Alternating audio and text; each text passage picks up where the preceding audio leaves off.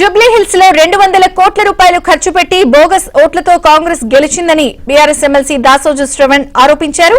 రేవంత్ రెడ్డిది ప్రజామోద గెలుపు కాదన్నారు. పీసీసీ అధ్యక్షుడు 17 మంది మంత్రులు కార్యకర్తలు డీజీపీ కుమ్మక్కై గెలిచారని విమర్శించారు.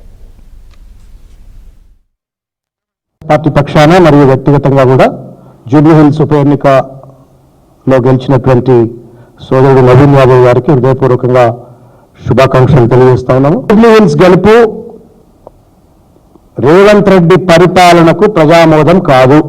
దాదాపు పిసిసి అధ్యక్షుడు, 15 మంది మంత్రులు, 10 మంది ఎంపీలు, 60 మంది ఎమ్మెల్యేలు,